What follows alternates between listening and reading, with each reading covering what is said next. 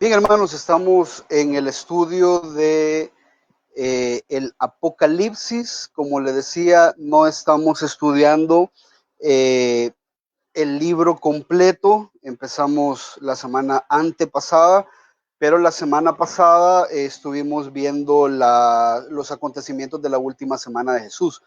Entonces no pudimos, tuvimos que darle una pausa y lo retomamos el estudio el día de ayer.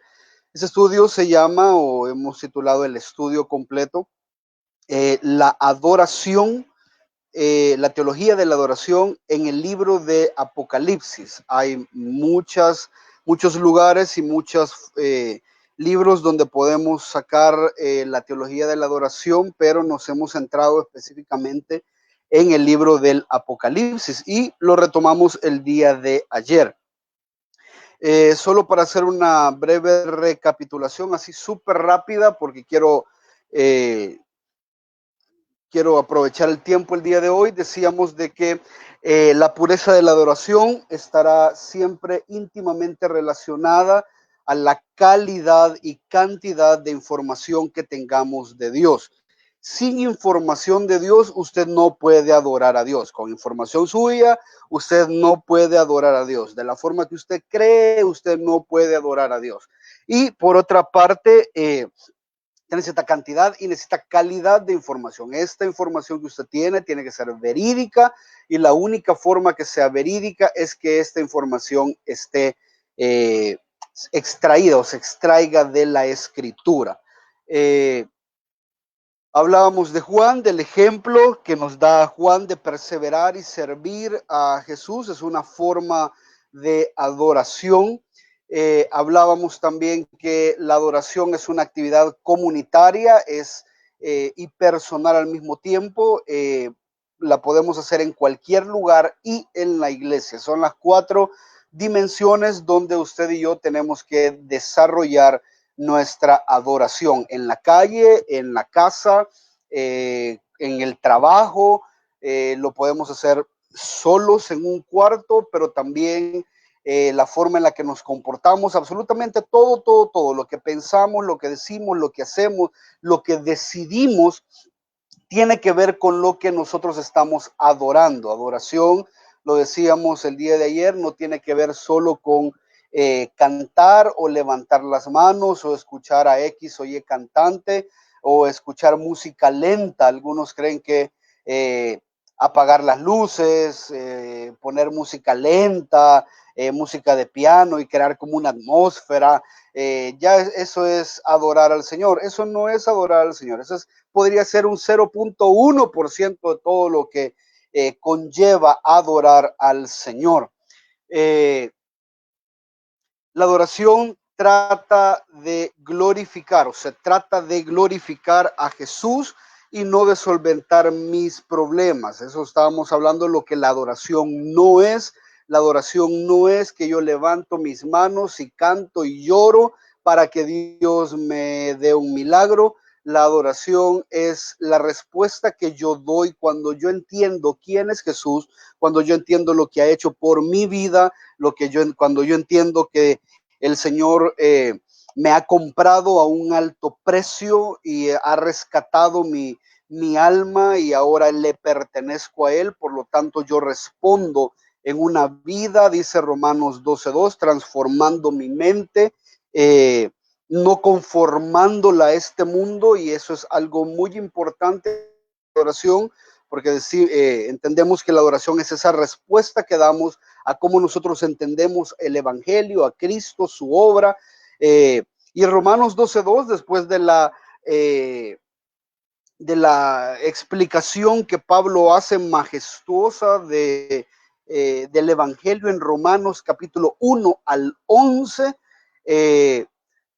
entendemos de que Romanos 12:2 nos dice cómo tenemos que adorar al Señor, y es no conformándonos a este mundo, no haciendo las cosas que el mundo hace, sino transformándonos bajo la renovación de nuestro entendimiento, de manera que podamos presentar nuestros cuerpos vivos como sacrificio santo, perfecto, agradable al Señor, que es el culto racional que Dios espera de nosotros. Entonces, La adoración no tiene que ver con solventar mis problemas, tiene que ver con lo que Dios es digno de recibir.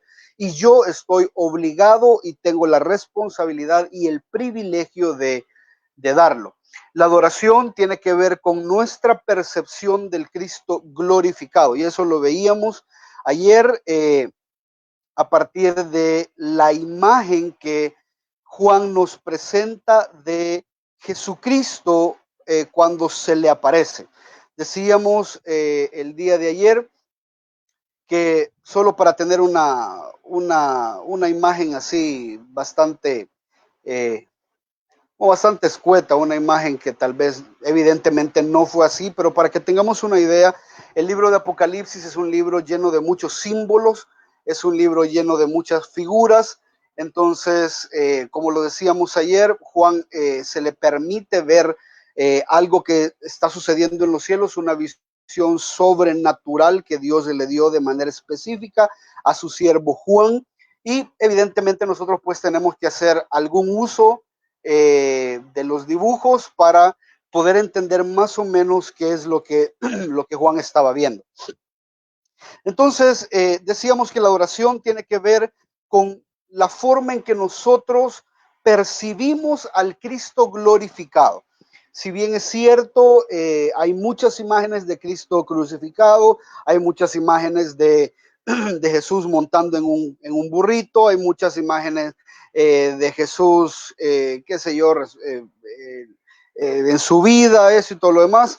Son pocos los cuadros a los que hemos tenido acceso para imaginarnos al Jesús ya glorificado, no solamente resucitado, porque cuando resucitó, la última imagen que Juan tuvo acerca de Jesús fue de Jesús resucitado. Si usted se recuerda, Jesús estuvo con los apóstoles durante 40 días aproximadamente, y se les estuvo presentando una y otra vez. No sabemos cómo funcionaba este cuerpo glorificado, este cuerpo resucitado, pero cuando Jesús asciende al cielo, él recibe la gloria que antes tenía con el Padre sin abandonar su cuerpo humano. A esa teología se le llama la unión hipostática, esa doctrina en la cual el Cristo, el Jesús, la segunda persona de la Trinidad que existió desde antes de la fundación del mundo junto con el Padre y que es parte de la Trinidad, se encarna y toma una forma de hombre, toma un cuerpo humano y se vuelve el único ser en todo el universo que es Dios y es hombre al mismo tiempo. Entonces, él ya siendo hombre en su cuerpo resucitado y glorificado, recibe ya toda la gloria que le pertenece y está sentado a la diestra del Padre. Entonces, trae un anuncio, y solo rapidito como una recapitulación, trae un anuncio para las iglesias. Apocalipsis 1:11 nos dice cuál es el propósito de esta revelación que Cristo da. Y sí es cierto, es algo escatológico, quiere decir de que son cosas que van a suceder en el fin de los tiempos, pero el propósito principal o uno de los propósitos con los que vamos a abordar este libro es cuando Cristo llama la atención a las iglesias que los apóstoles habían establecido y les señala que sus formas de adoración no están siendo agradables para Dios. Hay ciertas cosas que el Señor aplaude, hay ciertas cosas que el Señor dice que están haciendo bien, pero hay otras cosas que están haciendo mal. Y ahí mismo el Señor les dice, arrepiéntate, no sea qué, les manda una advertencia de que si la iglesia no se arrepiente de lo que el Señor le manda decir a través de la carta de Juan, hay una probabilidad de que evidencien de que la iglesia no ha sido salva, ya, o que las generaciones siguientes no van a ser salvas. Eso es lo que el Señor Jesús está diciendo. Arrepiéntate, no sea qué, pero si te arrepientes, le dice, serás vencedor, habrás vencido. Y cuando le dice que habrás vencido, no es de que ellos van a vencer literalmente, sino que van a estar con él en la victoria que él tenga cuando él regrese. Entonces, es importante que podamos abordar esto porque algunos creen de que a mí me gusta mucho hablar de otras iglesias, a mí me gusta criticar a otras iglesias. Yo no estoy criticando iglesias, estoy tratando de que usted vea lo que el Señor dice acerca de su palabra. Y si bien es cierto, hay muchas iglesias que no cumplen o no cumplimos todos los estándares, tenemos que conocer cuáles son los requisitos y los estándares que Dios pone en su palabra para su iglesia. Y el mayor motivante para que esto acontezca no pueden ser milagros, no pueden ser beneficios personales. El mayor motivante es entender quién es Jesús y cómo está Jesús hoy por hoy. ¿Con quién nos vamos a presentar? ¿A quién le debemos nosotros nuestra vida eterna? Eso es lo que tenemos que entender como el mejor motivante para una correcta adoración, para pulir nuestra adoración, para purificar nuestra adoración. Sé que muchas veces esto le puede molestar al que lo está escuchando porque le va a parecer muy cuadrado, le va a parecer que ese no es Jesús, pero mi responsabilidad es enseñarles lo que la escritura dice. Y hablábamos que Jesús, vamos a ver 8 o 9 características de Jesús, del Jesús glorificado que se revela a Juan. Y hablábamos de que Jesús es el Señor, el dueño, el amo, el esposo, la razón de ser de la iglesia. Todo lo que la iglesia hace tiene que ser para glorificar a Jesús. Apocalipsis 1:12 dice, me volví para ver de quién era la voz que hablaba conmigo. Al volverme vi 7 candeleros de oro. Lo decíamos el día de ayer, que los candeleros de oro, en el versículo 20, el mismo Juan dice que hace referencia a las iglesias. Estos 7 candeleros son las 7 iglesias, dice el versículo 20. Están hechas de oro para demostrar el gran valor que las iglesias tienen para el Señor y evidentemente valen porque Él las ha pagado con un alto precio que es su sangre. Y la idea es de que si Él está al centro de varios candelabros o candeleros, como lo vimos hace un momento, la idea es de que todas las iglesias, todas las tienen el propósito de alumbrar o de direccionar esa luz hacia Jesús. Ese es el propósito principal de la iglesia. Nosotros como iglesia y como cristianos, cuando hablo de iglesia no me estoy refiriendo solamente a la comunidad a la que usted pertenece, sino que me estoy refiriendo a la adoración que usted está ofreciendo también. Entonces, el propósito nuestro como miembros de una iglesia local y como iglesia en comunidad es que tenemos la responsabilidad de mostrar al Cristo glorificado. ¿Para qué? Para esperanza y para temor. La gente tiene que temer a Cristo, la gente tiene que temer al Dios que está airado en contra del impío. La falsa forma de evangelismo de que venga Cristo porque Cristo le ama y Él quiere darle un buen plan para su vida y quiere sanarlo y quiere bendecirlo. Esa no es la forma. La forma bíblica, como lo dice el apóstol Pablo, es que la ira de Dios se revela contra toda impiedad y contra toda injusticia de los hombres. Así empieza el método de evangelismo del apóstol Pablo. Somos pecadores, hemos transgredido la ley y gracias a nuestros pecados, Cristo tuvo que ser crucificado. Entonces, arrepiéntete y ama a este Dios que murió por ti. Ese es el evangelismo, no es ofrecer cosas, no es ofrecer sanidades, no es ofrecer que el coronavirus no va a llegar a su vida. Eso no es evangelismo. Porque entonces la gente busca a Dios con el propósito de ser provisto, ser sanado, ser ayudado y no de ser salvado. Ese es el propósito especial del evangelismo. Creo que llegábamos hasta ahí el día de ayer. Vamos a ver la segunda característica. Jesús es el sumo sacerdote de la iglesia. Versículo 13 dice, y vi en medio de los candeleros y vi a uno semejante al Hijo del Hombre, vestido con una túnica que le llegaba hasta los pies y ceñido por el pecho con un cinto de oro. Por lo regular, las túnicas largas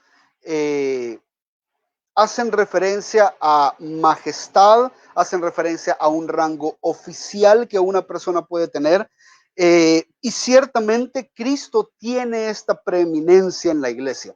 Jesús es el rey, es quien se muestra en majestad, es la persona de más alto rango en la iglesia, él es la cabeza de la iglesia, pero en esta visión que Juan está teniendo no hace referencia al rey, está haciendo referencia a cómo el sumo sacerdote en el Antiguo Testamento se vestía.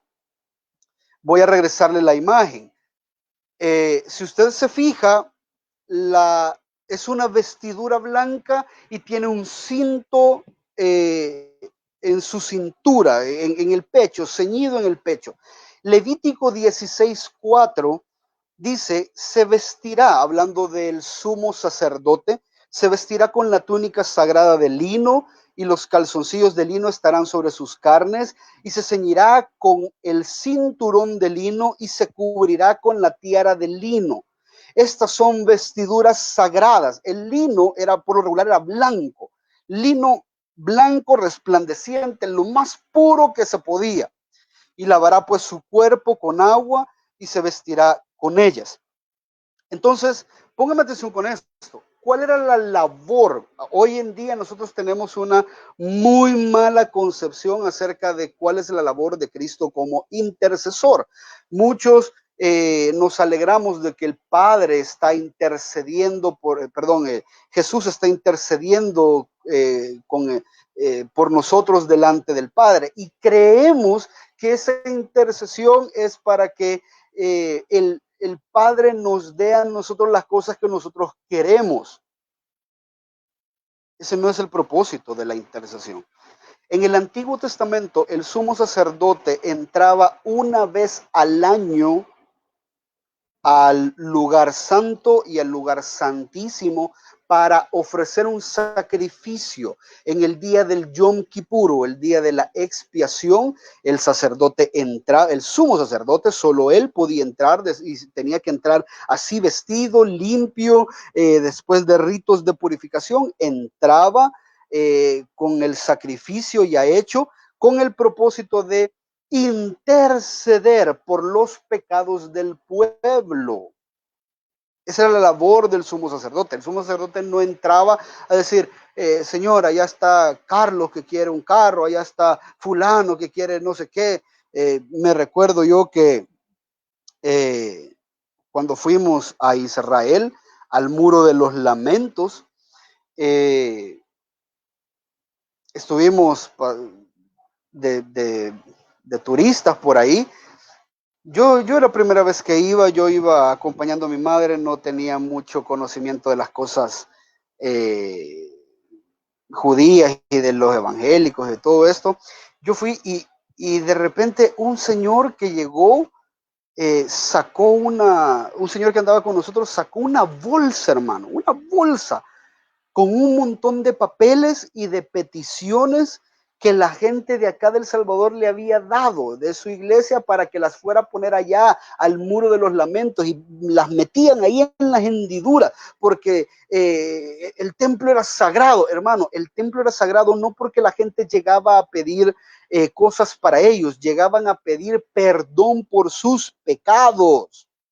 Ese era el propósito del templo. Dios se manifestaba en ese lugar y perdonaba las iniquidades del pueblo. Y para eso se utilizaba una vez al año un sumo sacerdote que hacía esta función. Ahora, la escritura dice que Cristo, dice en Hebreos 7:25, que Él también es poderoso para salvar siempre a los que por medio de Él se acercan a Dios. Nadie se puede acercar a Dios si no es por medio de Cristo.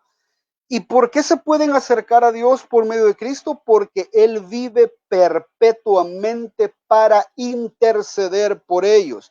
Mientras usted y yo, a pesar de que ya hemos sido salvados, mientras usted y yo estamos en este cuerpo de muerte, vamos a seguir pecando lastimosamente. Ese conocimiento no es para que usted tenga licencia para pecar, es para que usted entienda que sigue siendo un vil pecador que necesita de la inmerecida gracia de Dios. Y que gloria al Padre, usted tiene a Jesucristo como el sumo sacerdote perfecto que entró y se ofreció él mismo como ofrenda de una vez para siempre. No hay más sacrificio que hacer, más que el que Cristo ya hizo.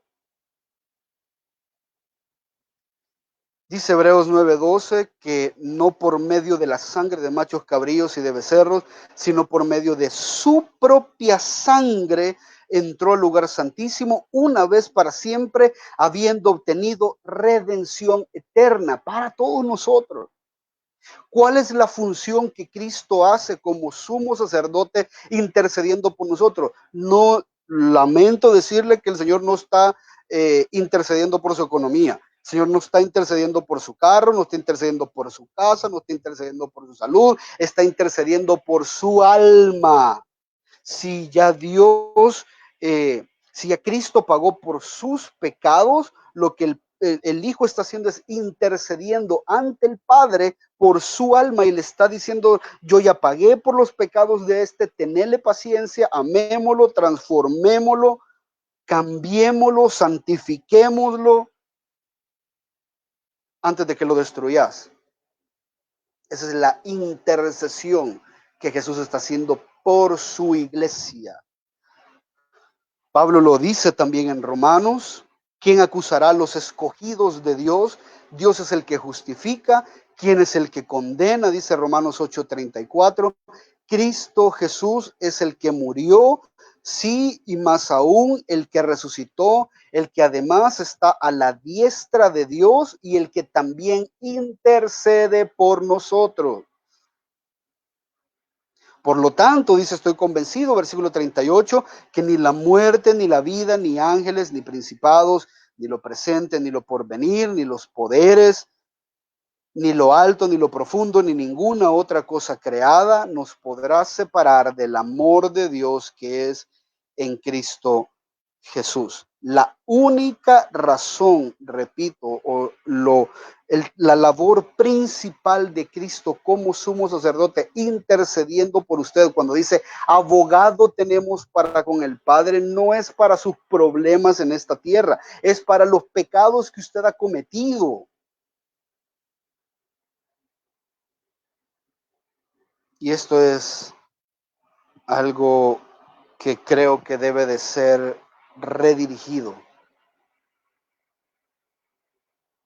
Si hay una oración que usted debería de estar haciendo constantemente al Señor, es pedir perdón por sus pecados, porque pecamos de pensamiento, palabra, obra y omisión. A veces nos preocupamos tanto por nuestra vida acá, nos preocupamos tanto por el dinero, por las cosas, por todo lo demás, y no nos preocupamos tanto por nuestros pecados. Y sí, el Señor está haciendo una labor intercesora. Y esa, repito, esa labor intercesora debe de verse o de evidenciarse en su pueblo, porque el Señor no va a estar intercediendo por gente que nunca va a cambiar. Él intercede por aquellos que le pertenecen a Él y los cuales Él va a cambiar y a transformar.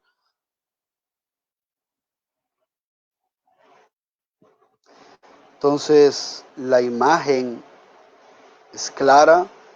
Cristo intercede como sumo sacerdote de la iglesia por los pecados de la iglesia para que se arrepientan antes de que el juicio de Dios venga y no por milagros para la iglesia.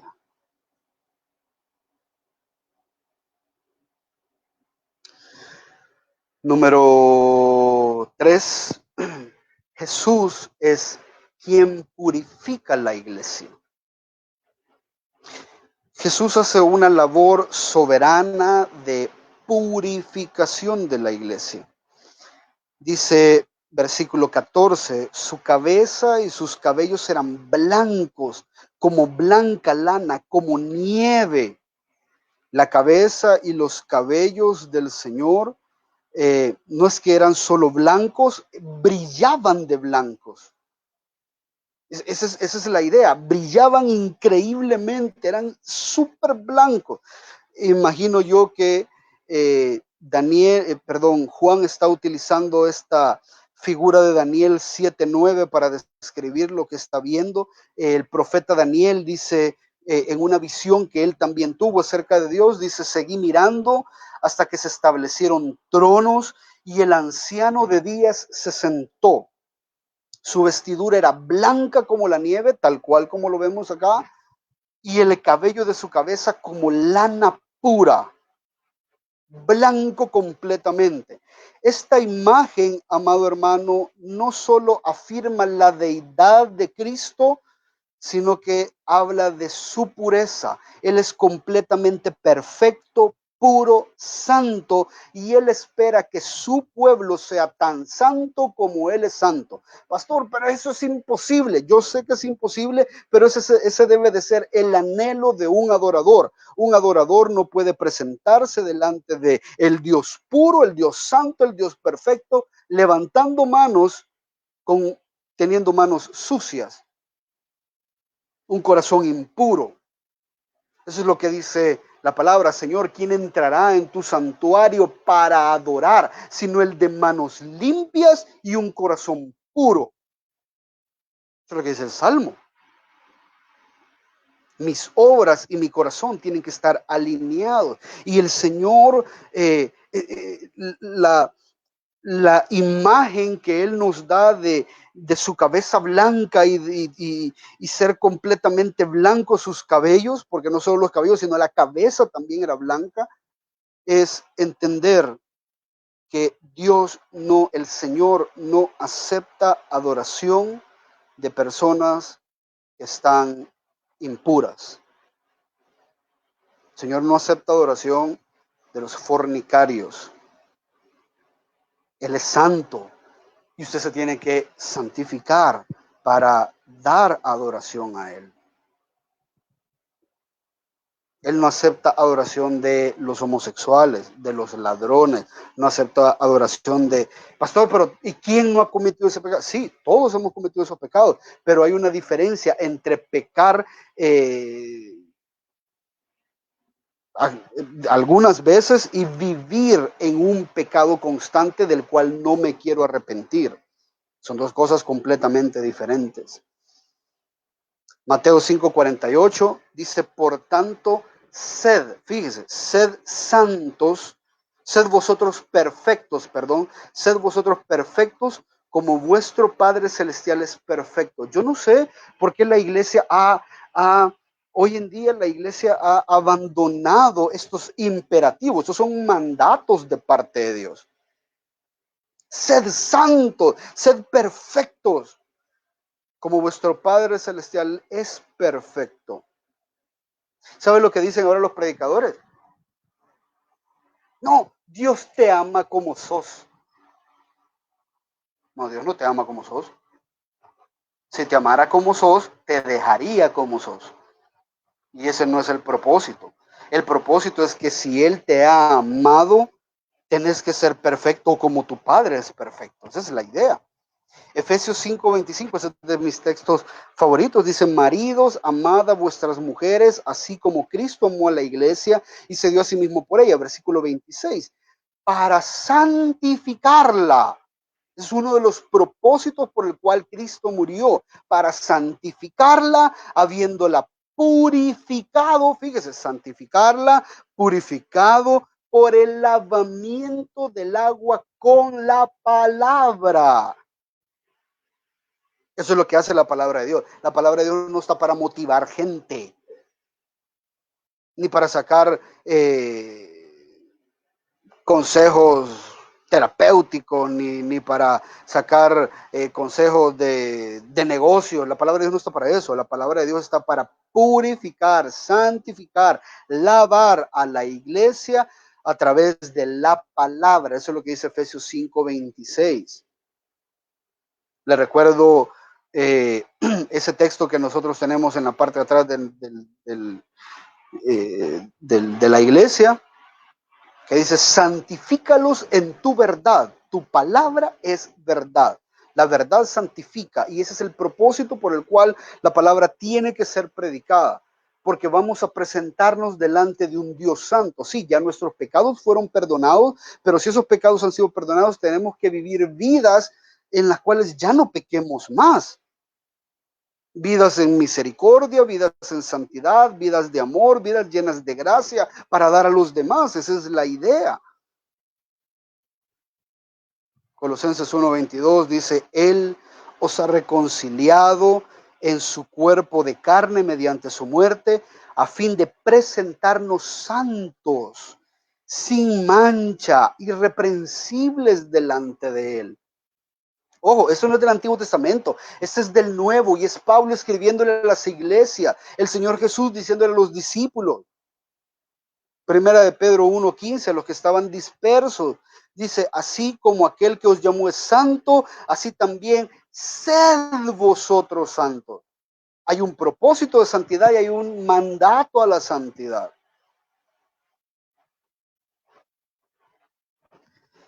Entonces el propósito, perdón, del Señor para su iglesia es claro. Es claro, Él es santo y espera que su iglesia sea santa. Y ojo, ojo con lo que le voy a explicar. La iglesia como estructura, líderes, diáconos, ancianos, pastores, maestros, maestras de escuela bíblica, pastores de jóvenes. El punto no es entretener a gente, el punto no es atraer gente, el punto es que la gente que Dios te lleve, tenés que trabajar y ayudar a que los creyentes cumplan esta santa labor de purificarse. Ese es el propósito de toda la estructura de la iglesia. No es llevar a cabo eventos, magnos eventos, no es llevar a cabo grandes conciertos, no es llenar y topar una iglesia. Ese no es el punto. Tenemos que entender que cada vez que nosotros llegamos a la iglesia nos presentamos delante de un Dios santo. Y este Dios santo espera un pueblo santo, un pueblo purificado por su palabra. Si usted no tiene en cuenta esto, es imposible que usted pueda estar dando una correcta adoración al Señor.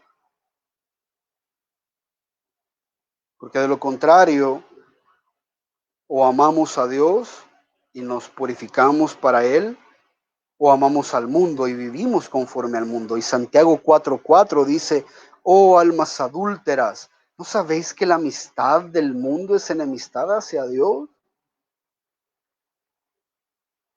Por tanto, el que quiere ser amigo del mundo se constituye enemigo de Dios. Justo de donde supuestamente Cristo te ha rescatado, de una enemistad con el Señor, te rescata para purificarte y hacerte como su pueblo. Pero si tú volves a amar al mundo, te constituís automáticamente en enemigo nuevamente de Dios.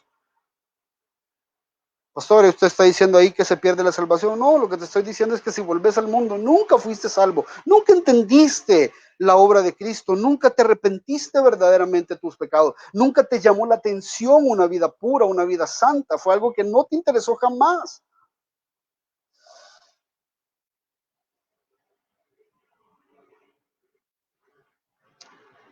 Jesús, esa es la número 3, número 4, dice la palabra, Jesús es quien conoce las intenciones de su iglesia. Jesús conoce, amado hermano, las intenciones de su iglesia.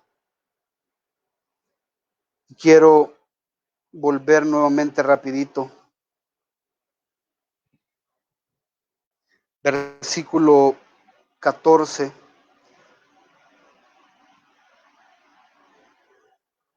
Dice, su cabeza, sus cabellos eran blancos como blanca lana, como nieve. Y usted me puede decir, pastor, ¿y cómo purifica el Señor a su iglesia? Primero, entendiendo que sus ojos son como llama de fuego. La idea de que tiene ojos como llama de fuego es que su mirada es completamente penetrante. Él es conocedor absolutamente de todas las intenciones de los líderes, es completamente conocedor de las intenciones de los congregantes, es completamente conocedor de las intenciones de todas las iglesias. Él las conoce. No hay nada, absolutamente nada oculto delante de Él. Yo sé que muchas veces cantamos esa alabanza y espero que después de este estudio usted la cante con mayor significado. Cantamos esa alabanza muy bonita que dice, sus ojos como fuego, pero la cantamos muchas veces sin entender lo que estamos diciendo. Cuando usted está cantando eso, está reconociendo que Jesús, o tiene que saber que Jesús conoce la intención por la cual usted está en esa iglesia en ese momento. A veces hay personas que utilizan esto como una forma de decir, no me juzgues, solo Dios me puede juzgar. ¿Y eso no le da miedo? A mí eso me aterra, hermano, me aterra porque si usted me juzga a mí, usted me puede juzgar por lo que usted ve y lo que usted entiende. Por eso el apóstol Pablo dice, en poco tengo lo que la gente piensa de mí, porque la gente emite juicios muchas veces que son solamente superficiales. Pero si Jesús va a emitir un juicio, lo va a emitir de una manera perfecta, porque Él sabe absolutamente todo lo que está pasando en su mente, en su corazón, sus intenciones, sus propósitos, sus motivos, de todo lo que usted ha hecho, está haciendo y de lo que va a hacer. Nada se escapa del conocimiento del Señor. No hay secretos escondidos. Usted puede llegar a la iglesia y tener un celular bloqueado con 50,000 claves para que su esposa no vea que está chateando con otra persona, pero el Señor lo sabe. El Señor lo sabe. Usted puede llegar a la iglesia y ser un tremendo y buenísimo servidor y aún así no servir a sus hijos, no servir a su esposa, no servir a su esposo. Y puede que nosotros no nos demos cuenta, pero Él lo sabe. Él lo sabe. Jesús, con sus ojos como fuego, conoce las intenciones de cada uno de nosotros. Por eso David, cuando cantaba y oraba al Señor, decía, mira a ver si hay otro pecado en mí. Búscame. Y cuando le dice que lo escudriñame a ver si encuentras un pecado, no lo está retando. David no se está presentando limpio delante del Señor, le está diciendo, Señor, estas son las cosas que yo me acuerdo, estos son los pecados que yo tengo en mente, pero si tú tenés otro, decime cuál y yo me arrepiento. Si hay algún pecado que me está bloqueando y que yo no me he dado cuenta, decímelo. Tú tenés ojos como fuego que pueden ver incluso las cosas que yo mismo no veo.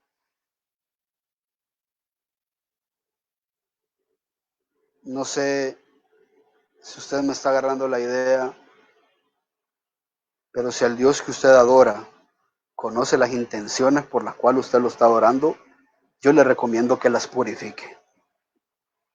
Yo le recomiendo que las perfeccione. Yo le recomiendo que las alinee. Santifique sus motivantes. Alínelos a la palabra del Señor. ¿Sabe que es tan duro que a veces hasta utilizamos eso para seguir en nuestros propios pecados? Dios conoce las intenciones de mi corazón y lo decimos para para seguir en un pecado que alguien nos ha señalado.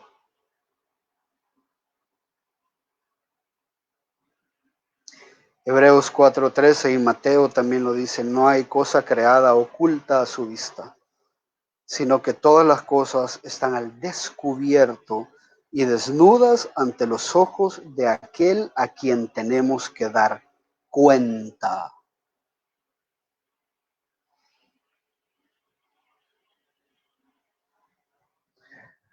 Entonces Jesús santifica su iglesia conociendo las intenciones de su iglesia.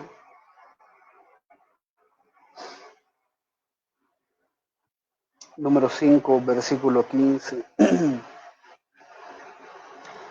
Y Jesús es el que juzga y gobierna a su iglesia. Dice versículo 15, sus pies son semejantes al bronce. Aquí en esta imagen no salen los pies, pero dice Juan que sus pies son semejantes al bronce bruñido. La palabra bruñido quiere decir que ese bronce está como que ese espejo. Está súper, le han sacado lo han pulido de una manera que usted se puede ver reflejado en él como un espejo. Lo han hecho refulgir en horno, lo han purificado de todas sus impurezas. Y la idea de los pies, aquí sí, al verle los pies, esto representa en el mundo antiguo que los reyes se sentaban en sus tronos. Y yo me imagino que si usted ha visto estas películas antiguas, los tronos rara vez o casi o nunca están al mismo nivel del piso. Por lo regular, los tronos están en unas escalinatas, están después de unas gradas y ahí hay un trono. La idea por lo regular era que los pies quedaran por encima de la cabeza de los que llegaban a visitar al rey, al gobernador, al que estaba en autoridad. ¿Por qué? Porque el hecho de que los pies estuvieran sobre la persona quiere decir de que ese que está ahí tiene toda la autoridad y la capacidad de emitir cualquier juicio sobre las personas. Lo que el rey decretaba, eso había que cumplirlo. Y aquí la idea es justamente esa. Él tiene pies de bronce y cuando están pulidos, están bruñidos por fuego, están increíblemente resplandecientes. La idea es de que su juicio es perfecto. Y esta es otra imagen, porque el Señor no solo se mueve en su iglesia para interceder por ella, sino también se mueve como un rey y como un juez, alguien que gobierna y alguien que emite juicios.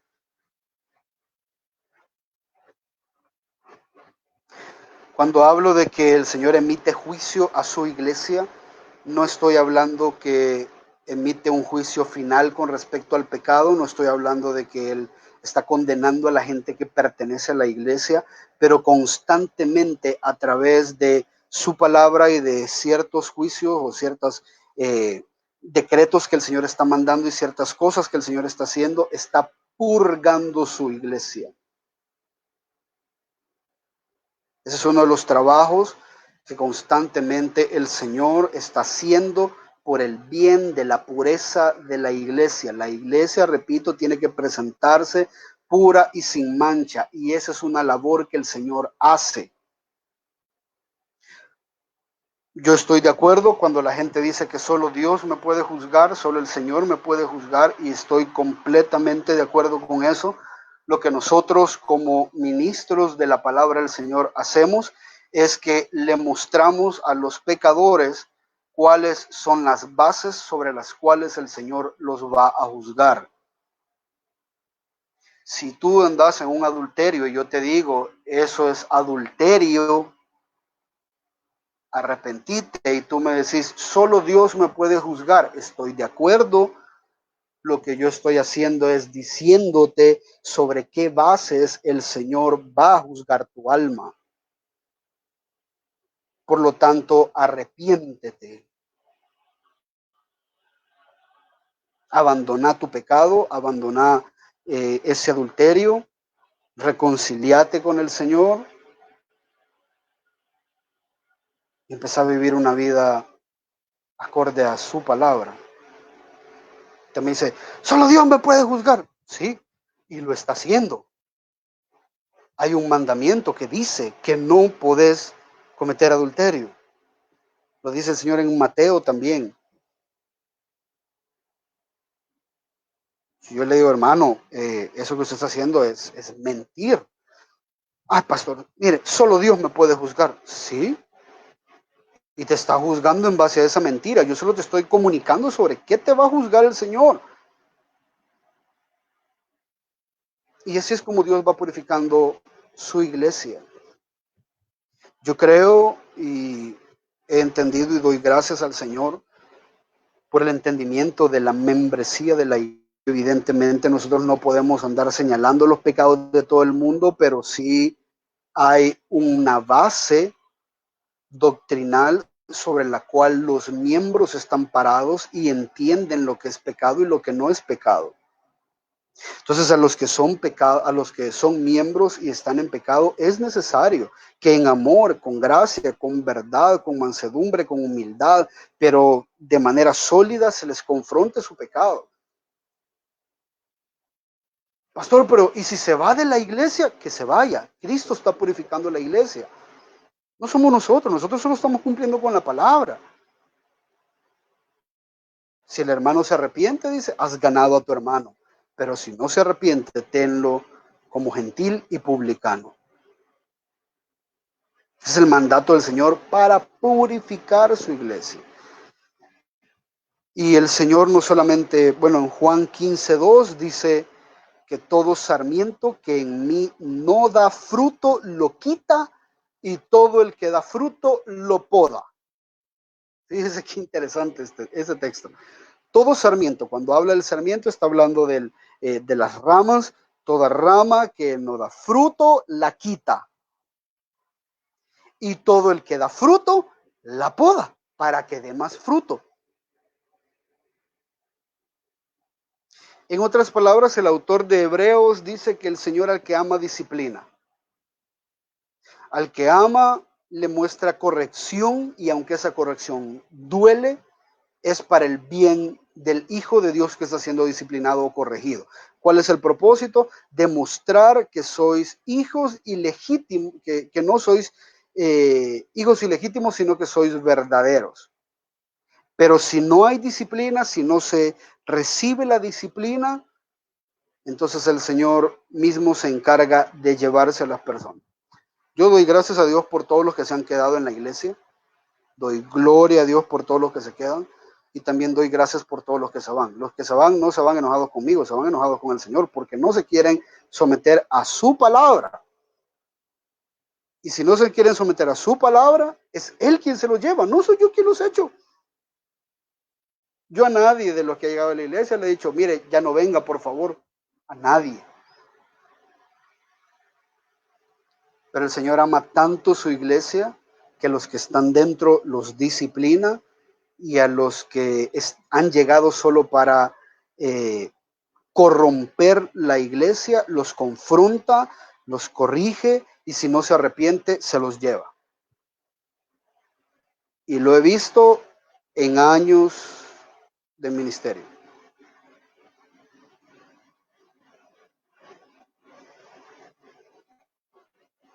A veces la gente dice, no, que muy aburrida, eso que predica muy duro. Eso sí, solo de pecado habla. No es el lugar para ti. No es el lugar para ti. Me duele decirlo, pero apártese, arrepiéntese o apártese antes de que el Señor lo quebrante. El Señor está dispuesto a juzgar a todos los que están dentro de su iglesia. Y lo vamos a ver en un par de semanas. Cómo el Señor juzga los pecados de la iglesia. Y les dice enfáticamente que si no se sale, que si no se arrepienten, van a sufrir las consecuencias. Número 6, siempre ahí en el versículo 15,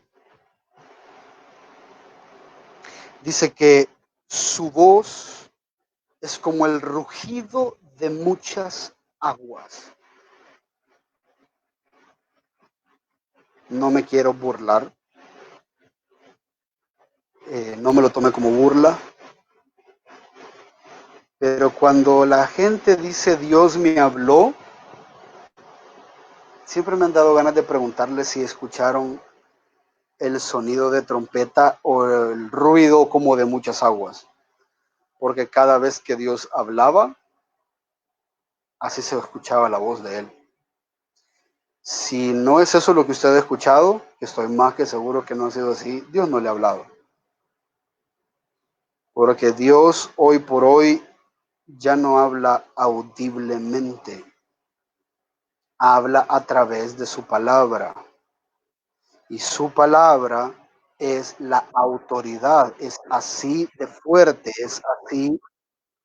eh, es así de dura, es así de sólida, es así de ruidosa, es así de imponente.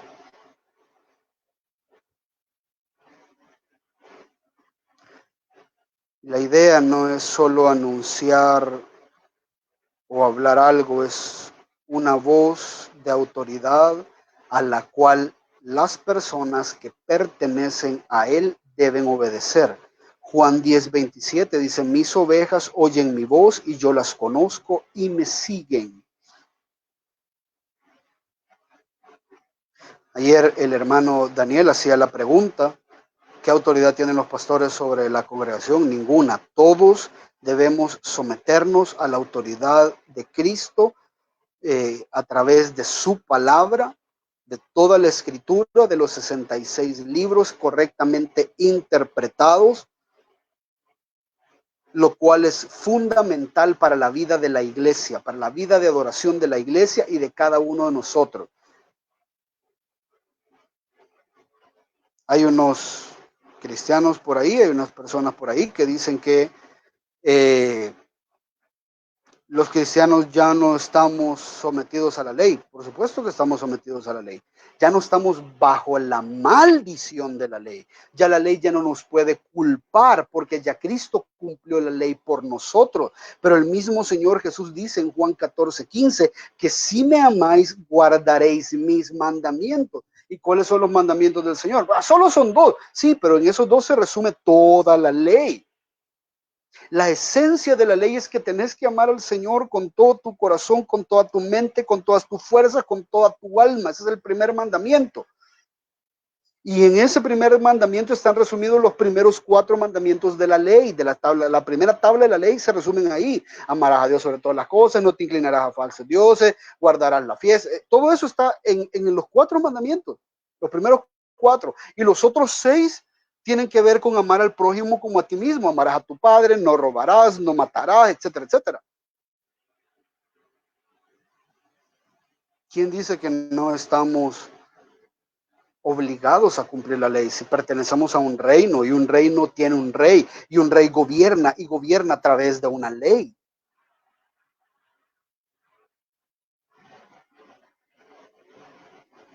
Por eso lo más importante para la iglesia no es cuántos ministerios tiene, no es cuánto dinero da, no es cuánta ayuda da. Lo más importante es qué tan fieles son sus predicadores a exponer el mensaje correcto de la palabra de Dios. Eso es lo más importante de una iglesia, porque el Señor está rugiendo a través de su palabra y está dando mandatos y está dando consolación y está edificando a su iglesia a través de su palabra. Es la más importante de todas.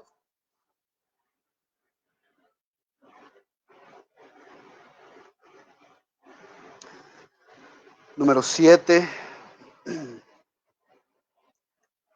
Espero que esté conmigo todavía. Número 7. Es Jesús quien cuida y protege a la iglesia. Mire lo que dice el versículo 16. Este versículo es Es increíblemente maravilloso, pero al mismo tiempo increíblemente aterrador. Versículo 16 dice, en su mano derecha tiene 7 estrellas. Quiero volver rapidito a la imagen, si usted se fija, aquí dice el versículo 16, en su mano derecha tenía 7 estrellas y de su boca salía una aguda espada de 2 filos. Quiero que me ponga mucha atención, fíjese. Le voy a acercar ahí para que lo vea. Ahí están las 7 estrellas, si las puede ver. Evidentemente esto es un dibujo. Están las 7 estrellas y ahí está de su boca que sale una espada de doble filo. Ahora, ¿qué quiere decir esto? Póngame atención con lo que le voy a explicar. El mismo Señor en el versículo 20 de Apocalipsis explica qué son estas estrellas, qué significan estas estrellas. Y dice, en cuanto al misterio de las 7 estrellas que viste en mi mano derecha y de los 7 candeleros de oro, las 7 estrellas son los ángeles de las 7 iglesias. Aquí la palabra ángel se tradujo se transliteró. La palabra en el griego es angeloi. Y la palabra angeloi quiere decir mensajero, no necesariamente ángel. Lo que está haciendo referencia acá el Señor es que en su mano están.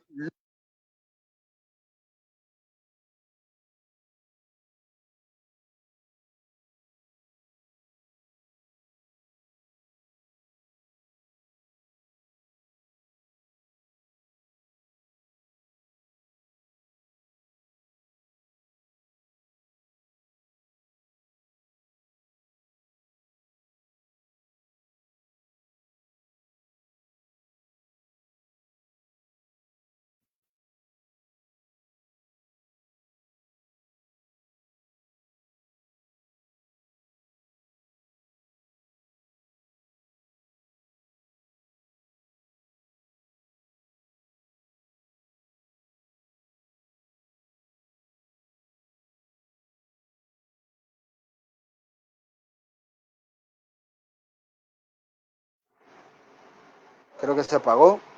Dame un segundito.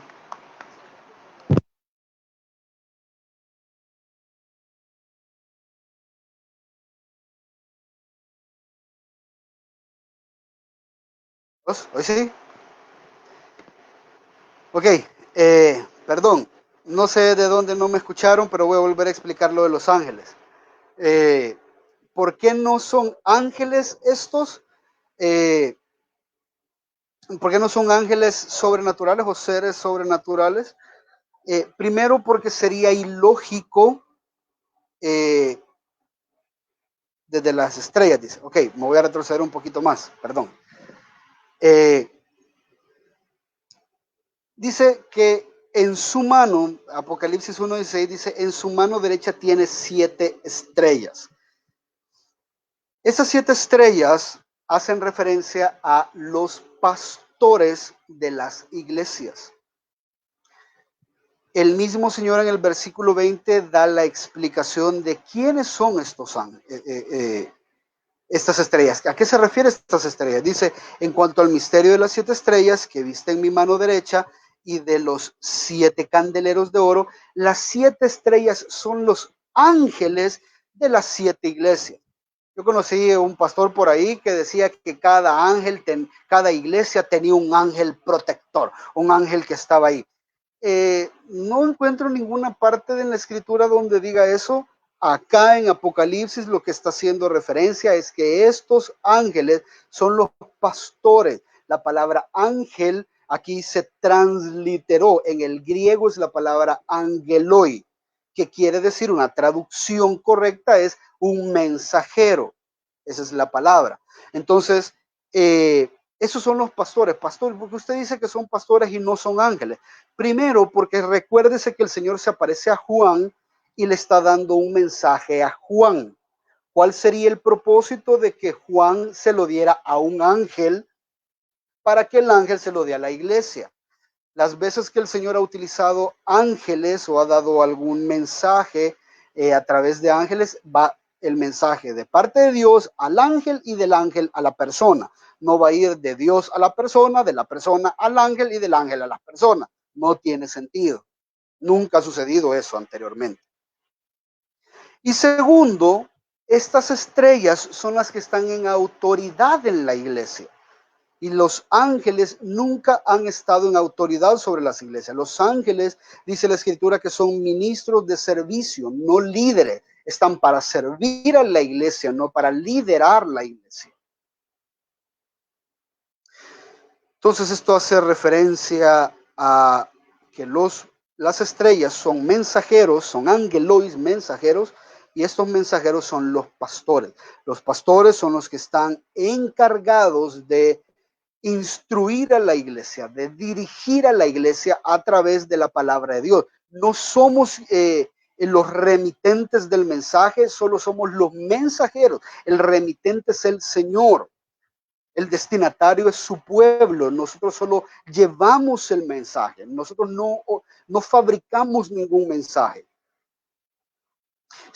Los pastores son los responsables de traer luz a la iglesia.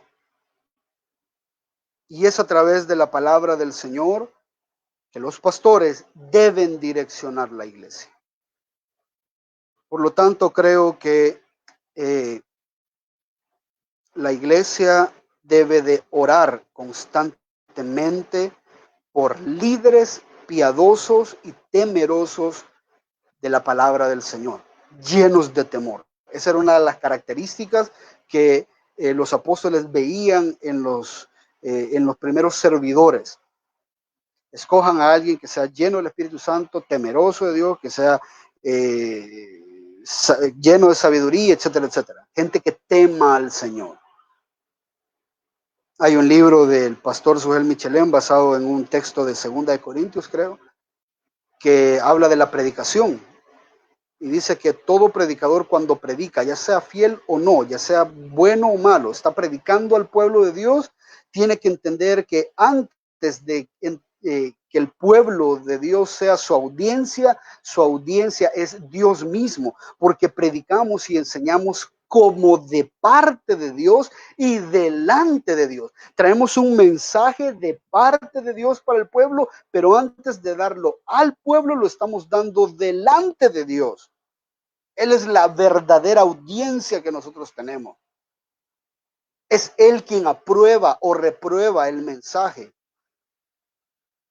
Es Él quien debe de sentirse complacido. El doctor Miguel Núñez me dio a mí una clase de predicación expositiva y decía el doctor Miguel Núñez que nuestra labor debe de ser siempre esforzarnos para complacer a Dios en nuestras predicaciones. Nuestra labor debería de ser que cuando vayamos a predicar, Dios se quede impactado de lo que nosotros hemos predicado. Y decía él, eso es imposible. Nadie puede impactar a Dios. Exacto, nadie puede, pero usted se va a esforzar por hacerlo. Usted se va a esforzar. ¿Y de qué manera Dios se va a impactar? No se va a impactar por cuánto usted grita, ni por cuántos chistes, ni porque la gente esté entretenida. Dios se maravilla o Dios aprueba la predicación cuando la predicación es fiel a lo que Él ha querido decir. Pastor, ¿y por qué está hablando de esto? Porque es a través de la predicación fiel y de la palabra expuesta correctamente que Dios cuida y protege a su iglesia.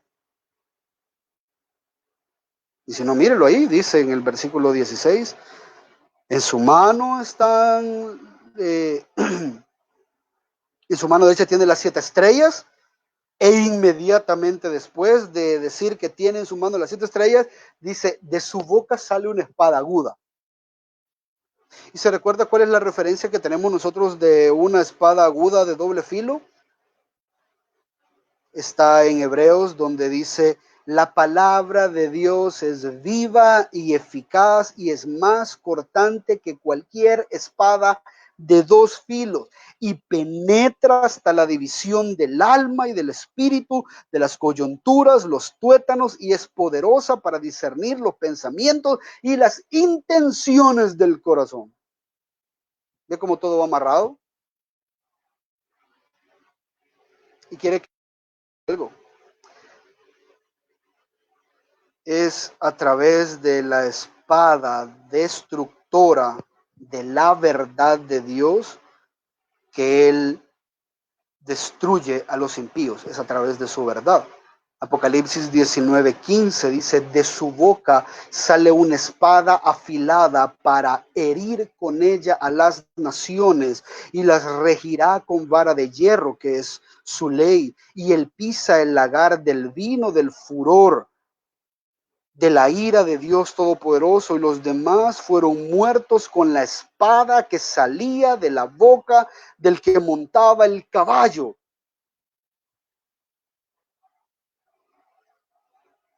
Pero quiero oír algo más triste.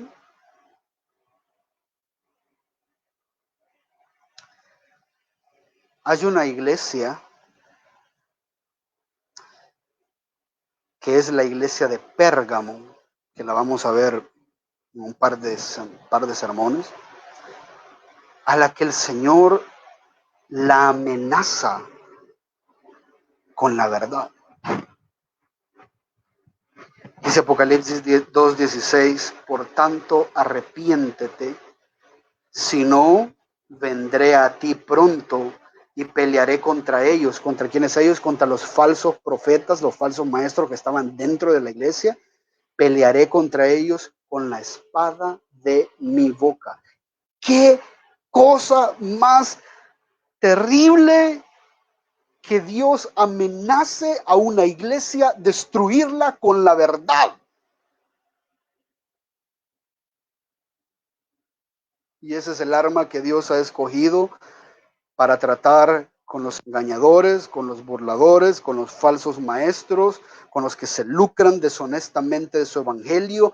Él usa el arma más poderosa que tiene, que es la espada de doble filo, que es la palabra, que es verdad, y no solamente destruye a los falsos maestros, sino que es tan poderosa que edifica a los genuinos. Es un arma que destruye falsos maestros, pero da aliento a los maestros genuinos. Y es que la verdad duele. Y es que la verdad es amenazante. Pero qué triste que sea el Señor en tu sistema de adoración que te diga arrepentite, si no te voy a destruir con la verdad de mi palabra.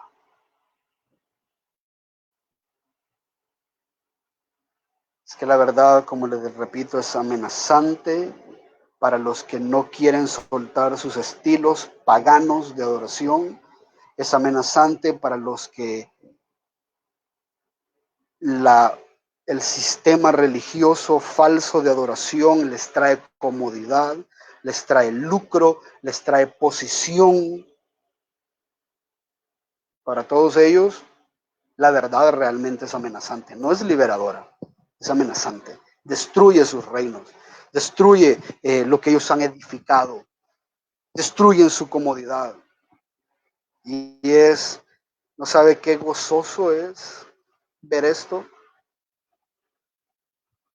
cuando a veces me invitaban a predicar algunas iglesias o pues estoy predicando ahí en gracia y verdad y estamos escudriñando la escritura y estamos enseñando la verdad de Dios tal cual, sin tapujos, sin maquillaje, y la gente se queda impactada viendo, yo veo en sus rostros cómo la palabra está destruyendo todos los edificios o todas las edificaciones que se han hecho de mentira, todas esas edificaciones culturales, todas esas formas de pensar que no vienen de la escritura, están comenzando a ser destruidas y la gente se siente como vacía.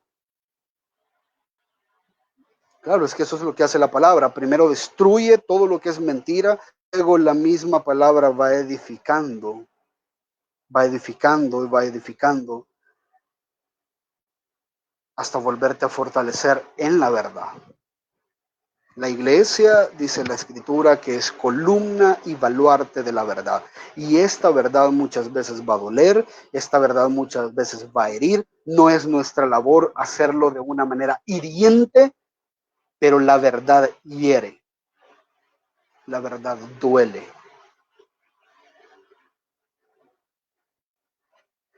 Y usted que quiere adorar al Señor, tiene que entender que eso tiene que pasar en su vida. La palabra de Dios le va a mostrar a usted y va a cortarle hasta lo más profundo y va a revelar las intenciones y los pensamientos que hay dentro de usted, y usted va a empezar a discernir cuáles son los que están acorde a la palabra y cuáles no, y cuáles se tiene que deshacer y cuáles tiene que empezar a obedecer. Y eso arde, duele, duele tanto como que te metan una espada de doble filo en el corazón.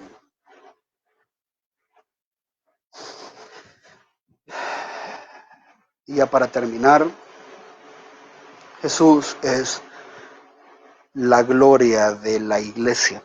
Ojo, todo eso lo estamos aprendiendo o entendiendo con el propósito de que usted sepa a quién está adorando, por qué lo está adorando y cómo lo tiene que adorar. Dice ahí el versículo 16, y su rostro era como el sol cuando brilla con toda su fuerza. La idea de esto es la gloria del Señor, el rostro como el sol cuando brilla con toda su fuerza. Dice segunda de Corintios 4:6 que Dios dijo que de las tinieblas resplandecerá la luz. Es el que ha resplandecido en nuestros corazones para iluminación del conocimiento de la gloria de Dios en la faz de Cristo. Eso es lo que dice 2 Corintios 4:16. Y la gloria de Dios es manifestada de esta manera, como les mandaba yo ahora la canción, que la gloria de Dios es manifestada no para traer milagros, sino para quebrantarnos, para destruirnos por completo. Está trayendo luz a una vida de oscuridad. Eso es lo que hace la gloria de Dios. Y cuando la gloria de Dios se presenta, destruye, trae iluminación a nuestras vidas y nuestras vidas son transformadas. Y es a través de las vidas transformadas de las personas que el Señor hace atractivo el evangelio a los que no se han arrepentido. Mateo 5:16 dice: así brille vuestra luz delante de los hombres, para que vean vuestras buenas acciones y glorifiquen a vuestro Padre que está en los cielos. No son edificios, no son buses, no es ayuda comunitaria, no es dar de comer a los pobres. Qué mal si tu cristianismo es medido por esas obras. Qué mal. Porque el cristianismo tiene que ser medido por una realidad. La calidad del cristianismo tiene que ser medido por una realidad en nuestras vidas. Que Dios redime pecadores a través de Jesucristo para edificar su iglesia, usar sus vidas transformadas para reflejar la majestad y la gloria del Señor. En santidad, en amor, en misericordia, y entendemos que todo esto es porque entendemos la gloria de Dios. La idea es que la gloria del Señor brille a través de la iglesia, iluminando el mundo oscuro y perdido en el que estamos. Y solo hay una respuesta apropiada para esta gloria, ¿qué es? Cae rendido a los pies del Señor. Apocalipsis 1:17 dice, cuando vi todo esto, cuando vi todo lo que Jesús es, cómo se estaba presentando con ojos como fuego, con su lino blanco, con su cabello blanco como lana, con una espada que le salía de la boca, con los pastores en su mano, tanto para edificarlos como para destruirlos. Cuando ve esta imagen, cae como muerto a sus pies.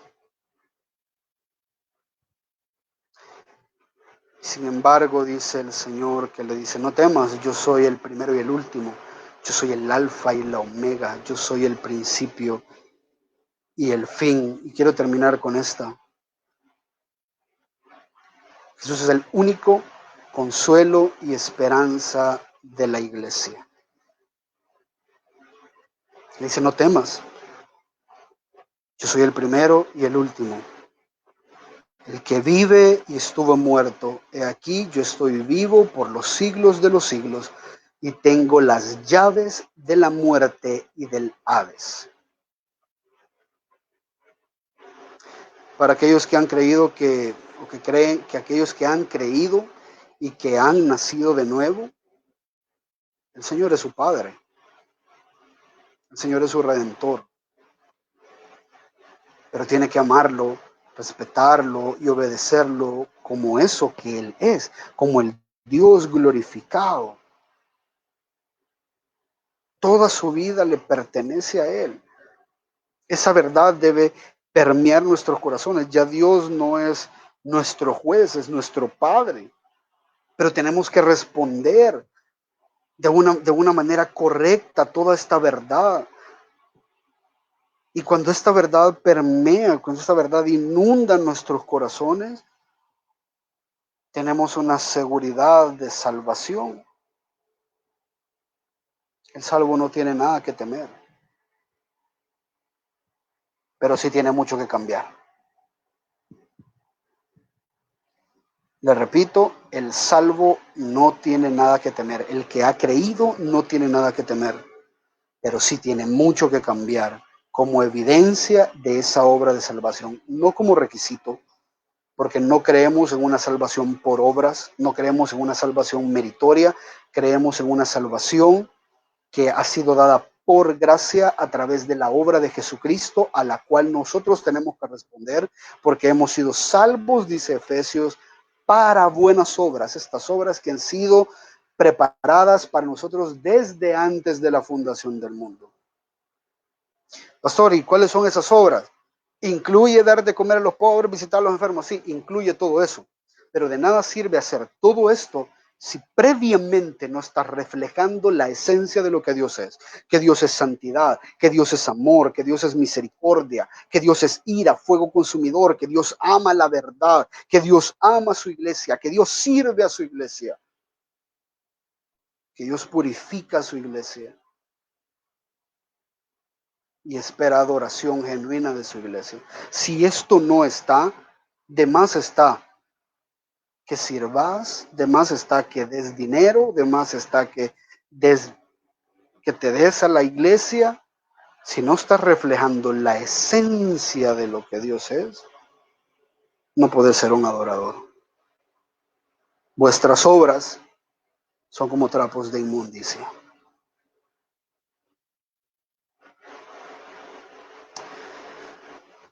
Escribe pues las cosas que has visto, las que son y las que han de suceder después de estas.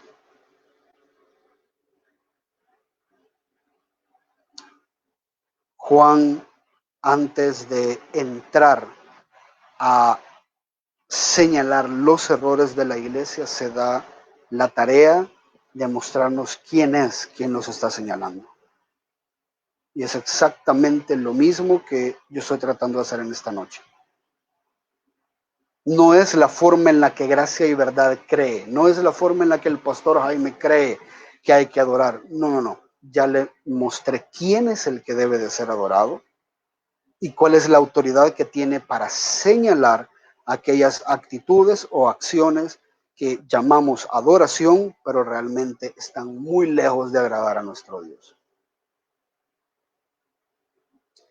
Que el Señor nos permita reflexionar en esto, de manera que podamos purificar cada día más nuestra adoración para Él, que es el único digno de nuestra alabanza. Vamos a orar. Padre, gracias por este momento.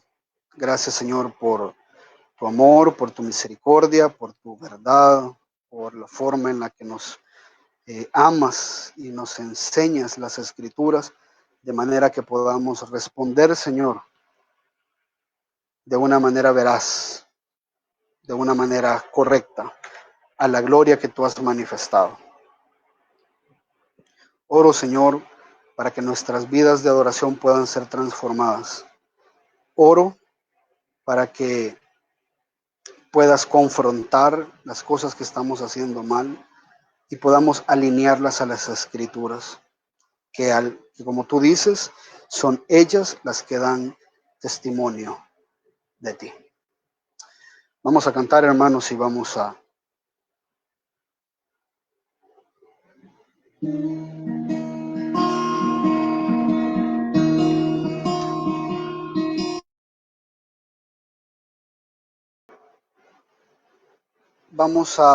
dejar un tiempo para las preguntas. No sé si hay preguntas que podamos abordar.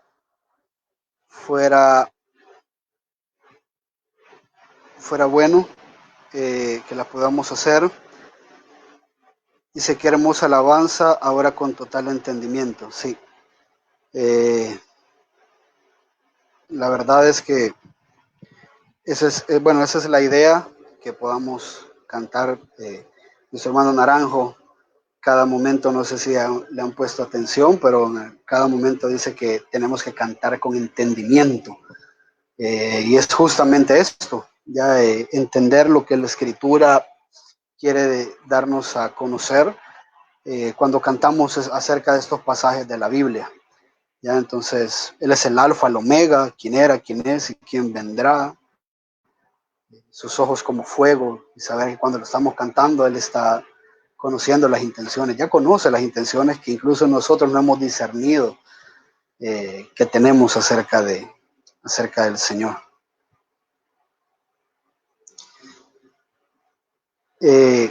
No sé si hay preguntas, comentarios, si les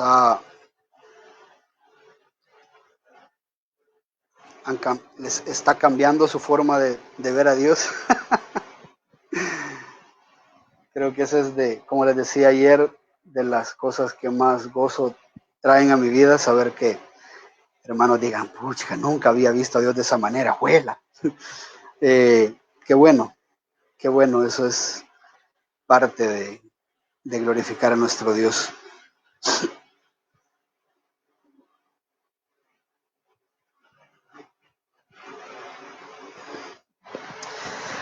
Bien, hay algunas preguntas, vamos a ir poco a poco. Dice nuestra hermana Michelle, si decimos que Jesús era completamente Dios y completamente hombre, en su unión hipostática, ¿dónde está la Trinidad?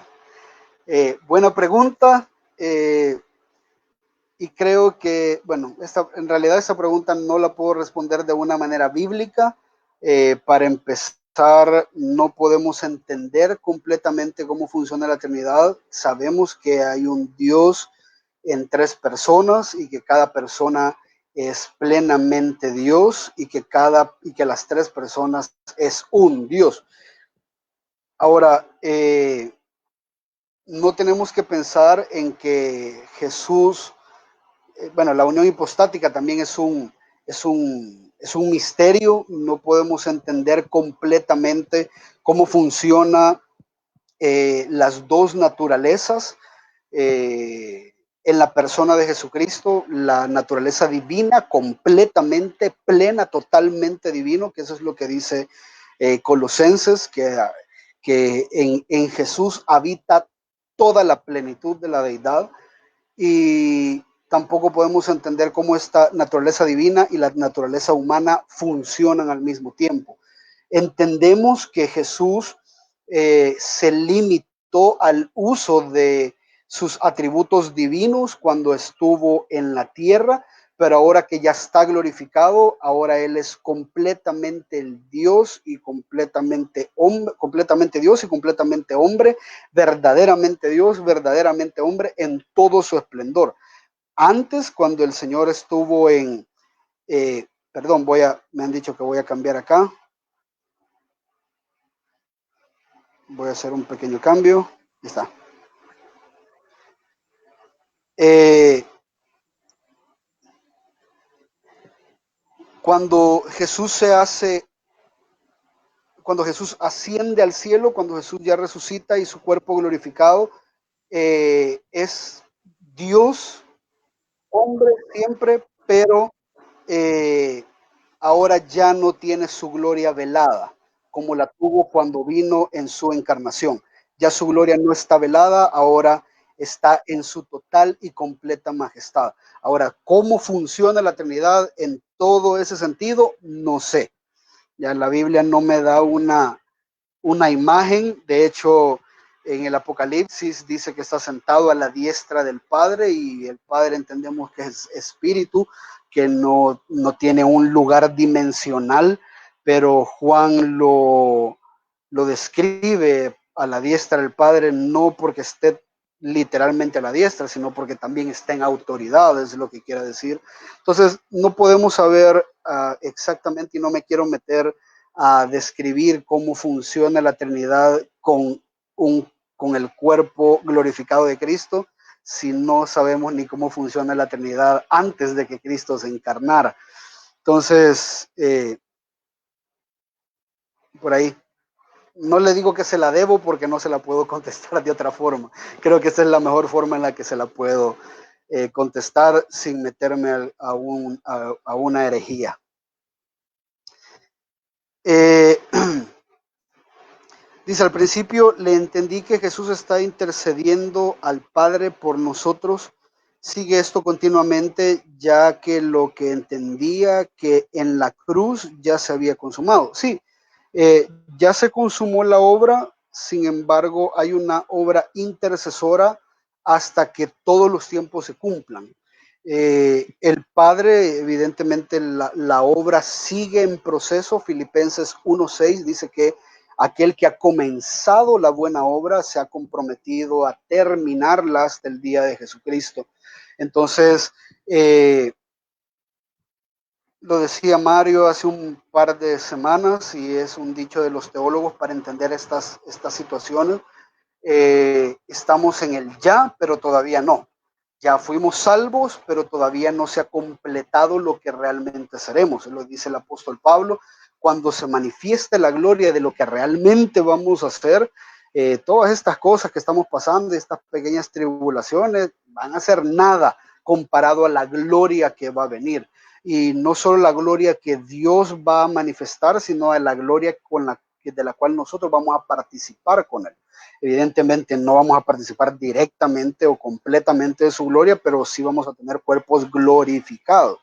Entonces, mientras eso no suceda, el Señor sigue intercediendo por los que ya son salvos, por los que están en un proceso de santificación y por los que no han venido a la salvación todavía, pero por los cuales Él ya murió, habiéndolos escogido desde antes de la fundación del mundo. Entonces, la obra es continua hasta que se cumpla todo, que ya estemos nosotros con Él.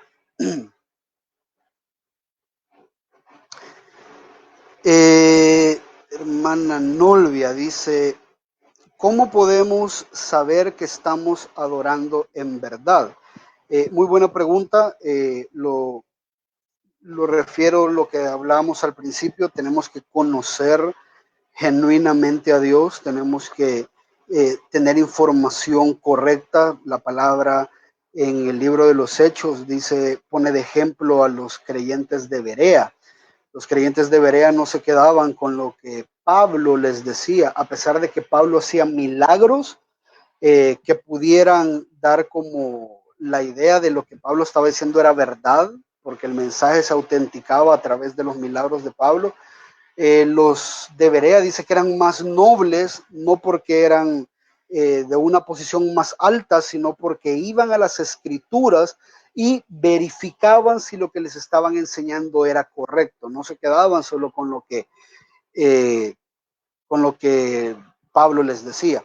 Entonces creo que esa es una labor que nosotros tenemos que hacer, tenemos que escudriñar si lo que estamos escuchando es verdad. ¿Cómo lo hacemos? Primero, a través de la palabra. Segundo, a través de estudios. Veo qué dicen otros pastores con respecto, pastores eh, que son conocidos como teólogos, que son conocidos como conocedores de la palabra, hombres de Dios. Voy y escucho qué dicen estos pastores con respecto a estos textos, a estos temas. Eh, y de esa manera vamos construyendo nosotros una conciencia de qué es lo que tenemos que hacer para Dios. Y por otra parte, poniendo atención a lo que la palabra nos dice en cuanto a lo que confronta nuestros pecados. La adoración tiene que ver con ser como Jesús, ¿ya? La, la palabra dice en Romanos que hemos sido salvados para ser conformados a la imagen de Jesucristo. El Padre dice eh, que Jesús es su Hijo amado en quien Él se complace. Entonces, si nosotros queremos complacer al Padre, tenemos que ser lo más parecido a Jesús, lo más parecido. Entonces, cuando entendemos el carácter, la obra, la vida, muerte, resurrección de Cristo, todo esto va cambiando algo en nuestra vida. Entendemos que Dios no es una piñata a la cual venimos a golpear para que nos dé milagros, sino que es un Dios soberano al cual tenemos que rendir adoración, al cual le debemos nuestra vida, nuestro pensamiento. Y en base a esto empezamos a santificar nuestra vida. Escuchamos a través de las predicaciones que Dios habla de los falsos maestros, por ejemplo, entonces yo tengo que inspeccionar si mi pastor no es un falso maestro, porque de ahí depende si yo soy un buen adorador, si estoy aprendiendo herejías, si estoy aprendiendo de una persona que no lleva una vida conforme a lo que la palabra dice.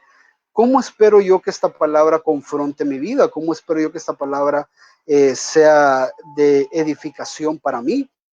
Eh, Cada vez que yo escucho un culto, cada vez que yo escucho un sermón, entiendo que hay cosas que tengo que cambiar en mi vida. Entonces, eh, no las hago de lado, sino que digo, bueno, es cierto, tengo que pedir perdón, tengo que ser más humilde, tengo que cambiar mi carácter, tengo que ser más generoso, tengo que preocuparme menos por el dinero, y todas estas cosas empiezo a trabajar en estas áreas de manera que pueda depender cada día más de Dios y alinearme cada día más a lo que Dios establece en su palabra. La adoración no solo es música, como lo decíamos, la adoración es vivir una vida que complazca al Padre. Y lo resumo, nadie ha complacido tanto al Padre como Jesús. En obediencia, en amor, en oración. Así como Jesús amaba, así amemos nosotros. Así como Jesús perdonaba, así perdonemos nosotros. Así como Jesús obedecía, así obedezcamos nosotros. Y entre más lo hagamos, más vamos a complacer a nuestro Padre que está en los cielos. Espero haber contestado su pregunta.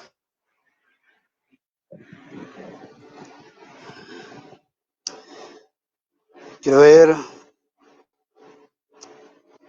Manadevi dice, si la voz de Dios es como trompeta, ¿de qué manera fue que escuchó la voz de Dios Samuel? Sí, Samuel escucha una voz audible.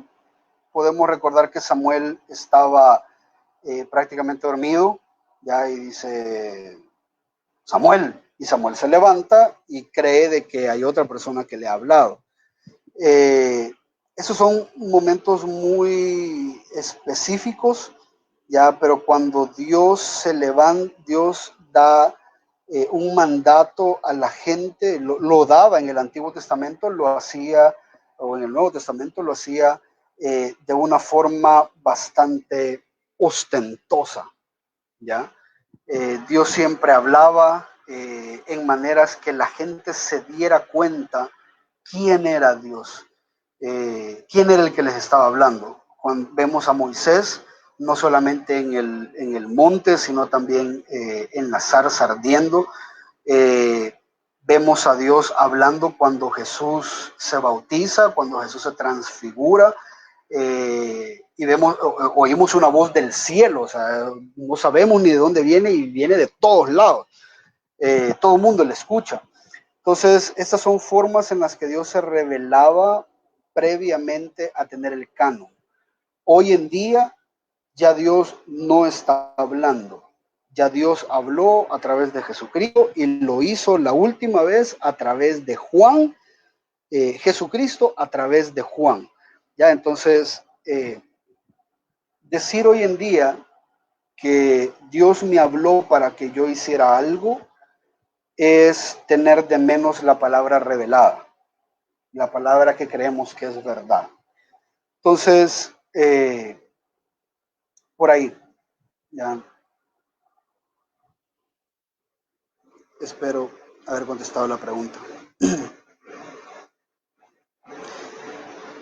Eh, Jesús Trinidad dice, comentó que debemos guardar los mandamientos, pero ¿a qué se refiere en guardar la ley? Ya que en eso se basan algunas personas para guardar el sábado, circuncidarse o algunas tradiciones. ¿Podría indicarnos bajo cuáles mandamientos? Eh, lo que pasa es de que la ley está... Eh, La ley está dividida en dos partes, ya, dos grandes partes. La ley tiene muchas formas de dividirlo, pero vamos a dividirlo en dos grandes partes, que la primera es la ley religiosa, ya esa nosotros ya no la tenemos que cumplir porque esa ley religiosa lo que hacía era mantenernos en una relación con Dios. Nos circuncidábamos para tener una relación con Dios, para ser parte de un pacto. Matábamos animales para que Dios nos perdonara por ser parte del pacto. Traíamos las ofrendas porque era parte del pacto. Son cosas que Dios había establecido. Ahora, todas esas leyes religiosas ya fueron cumplidas por Cristo. De hecho, de eso habla el libro, la carta a los Hebreos. La carta a los Hebreos habla de cómo Cristo cumple de manera superior todos estos ritos religiosos. La sangre de los toros que se tenían que estar matando todos los años, la sangre de Cristo fue suficiente, una vez y para siempre, ya no más animales. ¿Por qué ya no circuncidarse? Porque eso es parte del antiguo pacto. Hoy ya somos parte de un nuevo pacto. Y ese pacto lo hizo Cristo con su sangre. ¿Ya? Entonces, es un pacto unilateral, no es un pacto condicional, como lo enseñamos el día de ayer. Ahora, ¿cuáles son las leyes que hay que cumplir? Las leyes morales, las leyes civiles, aquellas leyes que evidencian que nosotros somos parte de un pueblo diferente. Y sobre esas leyes estuvo regido Jesús. Ya la ley de los 10 mandamientos. Si lo queremos resumir ahí, los 10 mandamientos. Cumplan los 10 mandamientos. Ahora, los 10 mandamientos tienen muchas aplicaciones y eso va a depender de cómo nosotros, ayudados por el Espíritu Santo, vamos interpretando eso. Pero en un principio muchos creen de que que la ley ya no existe, o mejor dicho, que ya no tenemos que someternos a la ley, pero eso no es lo que Pablo dice. ¿Ya? De hecho, Santiago dice que si nuestra fe no produce obras, nuestra fe es muerta. ¿Ya? ¿Y cuáles son las obras que Dios espera? Las que van acorde a la ley. Ya el salmista lo decía, oh, cuánto amo yo tu ley hace sabio al sencillo, tu ley es dulce, cuánto me gozo en tus mandamientos, cuánto me gozo en tus estatutos. Entonces, la ley no es mala, ya entendiendo que tenemos que cumplirla o debemos cumplirla porque esa es la forma de agradar a Dios con nuestras vidas. Ya no lo hacemos para alcanzar un favor de Dios, sino porque ya Dios mostró su favor en nosotros. Entonces la ley religiosa ya no tenemos por qué guardarla, ya no guardamos el sábado, pero siempre guardamos un Shabbat, ¿ya? Y eso creo que lo explicaba hace cuando hablábamos en Mateo de que Jesús es el Señor del sábado. eh, Nosotros ya no guardamos el Shabbat como los judíos, el día sábado, pero nuestro Shabbat es el día domingo, que es un día que dedicamos al Señor. Ya es un día en el que mostramos, descansamos en el Señor. Es un día que es completamente santo, es diferente a todos los demás días. Entonces los 10 mandamientos, si los tomamos como base, son los que tenemos que ir cumpliendo. eh, Dice hermano Carlos, un comentario. Cuando Nadab y Abiú fueron fulminados por Dios, fue por no adorar de la manera correcta, por ofrecer fuego extraño. En estos tiempos, en estos tiempos nuestros, ¿cuántos de nosotros y de cantantes cristianos adorando de la manera incorrecta podríamos haber sido ya eliminados por el Dios Santo? Sin duda que sí. Dios ha sido tan misericordioso, pero eso es un arma de doble filo. Porque Dios tiene misericordia esperando que nosotros como iglesia reflejemos la gloria de Dios y que la gente quiera venir al Señor. Esa es la idea. Pero si la iglesia está haciendo un mal trabajo en esto, la iglesia se está mundanalizando, la iglesia está como la iglesia de Corinto, no reflejando a Cristo, sino dejando entrar al mundo y siendo como el mundo. Pocas hay de salvación, muy poca esperanza. Y de hecho eso es lo que dice Pablo a Timoteo, que en los postreros días el amor de muchos se enfriará, en los postreros días la gente será amadora de sí mismas, en los postreros días la gente va a buscar predicadores que digan lo que ellos quieren oír, cantantes que los hagan sentir bien, eso y todo lo demás, y van a estar más preocupados por su adoración que por la adoración al Dios verdadero. Y esto es peligroso porque si no hay gente muriendo a causa de mala adoración, la gente no quiere arrepentirse de su mala adoración. Nadab y Abiú fueron fulminados y la gente tuvo miedo. Priscila y Aquila, Ananías y Zafira fueron fulminados por mentir a Dios y el pueblo se llenó de temor, dice la palabra.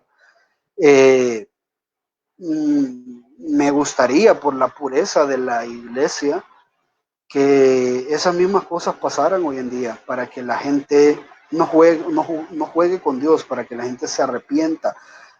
Cuando los judíos se apartaban, si algo tenían los judíos es que cuando ellos se apartaban a adorar a otros dioses, ellos sabían que estaban adorando a otros dioses. El grave problema de la iglesia hoy en día es que están adorando a su manera y creen que están adorando al Dios, y su esperanza está en que van a ir al cielo, y eso es completamente equivocado, lastimosamente. Por eso, aunque se oiga un poco orgulloso, un poco soberbio, les hemos repetido varias veces que el propósito de Gracia y Verdad es reevangelizar los evangélicos. Sí es verdad que católicos, mormones, testigos necesitan del evangelio, pero ellos están en su religión, ellos están en su denominación y ellos están seguros que sí van para el cielo y todo lo demás. Pero ellos tienen una opción, ellos tienen la opción de dejar esa religión y empezar a ser cristianos bíblicos. Pero los evangélicos, que ya se les ofreció esta religión, por decirlo así, como la única y verdadera, ¿qué más les podemos ofrecer? Ya, y creo que a veces es mucho más fácil hablar con un católico y hacerlo entrar en razón, porque tiene muchos errores doctrinales y bíblicos, que con un evangélico. Los evangélicos creen que al enseñarles la verdad los estamos ofendiendo, Y el evangélico debería de ser quien ama la verdad del Señor. Cuando le decimos, mira, la palabra dice, pues sí, pero no me juzgué, pues sí, pero la verdad es que cada quien en su adoración, esa no debería de ser la actitud del evangélico, porque el evangélico supuestamente es una persona bíblica que ama la escritura, que anhela conocer la verdad de Dios. Y si eso se ha perdido en el evangélico, que cree que solo porque hizo una oración ya va para el cielo, están bien perdidos y gracia y verdad tiene una labor bien tremenda por hacer. Vamos a caer mal, vamos a ser perseguidos, vamos a ser señalados, vamos a ser odiados, pero esa es la labor, esa es la labor. Eh,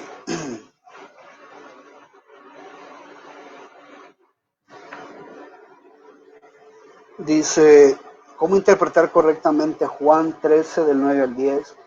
Le dijo Simón Pedro, Señor, no solo mis pies, sino también las manos y la cabeza. Y Jesús le dijo, el que está lavado no necesita sino lavarse los pies, pues está todo limpio.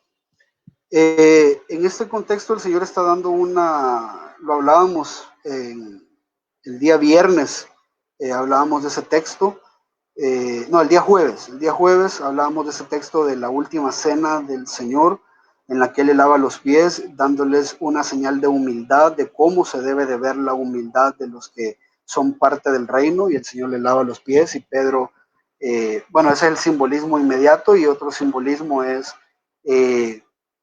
la purificación que el Señor había traído sobre las vidas de los apóstoles. Entonces, como simbolismo, les estaba lavando. La idea es de que ya pueden presentarse delante de Dios, pueden acercarse confiadamente al trono de la gracia, porque han encontrado misericordia a través de Jesucristo, pero como repito, esta vida lavada tiene que verse evidenciada en algo, y Jesús se lo dice, que se evidencia en humildad. Así son, en ese texto le dice, empiezan a pelear por quién iba a ser el mayor o el menor, y el Señor les dice, así lo hacen los paganos, así lo hacen los gobernantes del mundo, pero ustedes no son así. Entonces les está dando la idea, esto sumado al sermón del monte, sumado al sermón de el monte de los olivos, sumado a todas las instrucciones que el Señor les dio, les está dejando claro de que con este lavamiento ellos tienen que ser diferentes al mundo. Ya, entonces, por ahí, no sé si contestaré su pregunta, porque se fue a Mateo o a Juan. Eh, Dice, entendiendo que Jesús conoce las intenciones del corazón, si un servidor o pastor sabe que no está en las condiciones de servir un día, no por pecados sexuales precisamente, sino tal vez por orgullo o algo así, debe decidir sentarse y ceder su lugar ese día o sacar adelante el culto y después pedir rendición de cuentas. eh, es bien curiosa y es bien interesante la pregunta, porque es que eh, quiero tal vez dejar algo claro antes. Los pecados no son situaciones de momentos. Ya posiblemente yo puedo haber peleado con mi esposa por alguna situación antes de ir al culto y voy y predico, pero el punto no es si yo peleé o no peleé y si eso me capacita o me da la posibilidad de poder predicar. El punto es si yo tengo una actitud de orgullo arraigada en mi corazón. Como pecadores todos podemos fallar diariamente, ¿ya? Y eso, si bien es cierto, nos debe doler y debe de ser un motivo para arrepentirnos delante del Señor. No considero que debe de ser, a menos que sea, como ya decía, un pecado inmoral de sexualidad, no considero que debería ser algo con lo que yo tenga que parar todo mi servicio. Ya eso requeriría de nosotros una perfección prácticamente inalcanzable. Pero si el pecado me está esclavizando y si el pecado, independientemente cuál sea, digamos el orgullo, el orgullo no es algo eventual, el orgullo es algo que es parte de mí, ¿ya? Entonces, el hecho que yo lo haya manifestado en esta forma es una cosa, pero como pastor yo tengo que estar constantemente discerniendo cuáles son los pecados que están gobernando mi vida, rindiendo cuenta de ellos, pidiendo perdón a ellos, por ellos. Y si es algo recurrente, ya yo debería tomar la decisión de sentarme o eh, mis hermanos pastores deberían de tomar la decisión de no dejarme predicar y amonestarme en este sentido. Pero no creo que los pecados eventuales llegaríamos a ser como legalistas y eh, cometo un pecado esporádico y digo, hoy no puedo predicar porque antes de entrar sin querer decía a una hermana. Ya, yo tendría que saber si la lujuria que hay en mi corazón fue algo de momento, porque estoy luchando con mi carne, o si es algo que está controlando todo mi ser. Ya si yo soy un pastor que estoy en pornografía, la pornografía no es algo eventual, es algo que me atrapa. Ya mi relación con mi esposa no se va a caer de la noche a la mañana, yo la vengo destruyendo con el tiempo. Eh, el orgullo no es porque yo una vez contesté y tal vez llegué a la iglesia y dije, qué barbaridad, aquí nadie viene temprano. Puchica, que el pastor, miren cómo reacciona, yo no debería de predicar. No, pero si es algo que me caracteriza a mí, si la gente me conoce o la gente me tiene miedo porque la forma en la que yo reacciono, entonces sí hay un problema. Creo que los pecados que descalifican, y si lo vemos en primera de Pedro 3, descalifican de manera temporal, si lo queremos ver así. En primera de Pedro 3 son de, perdón, en primera de Timoteo 3, son más situaciones de condición de carácter que de pecados esporádicos. Y quiero buscarlo rapidito, solo para dar la idea. Primera de Timoteo 3 dice, un obispo pues debe ser irreprochable, que esa es la forma general.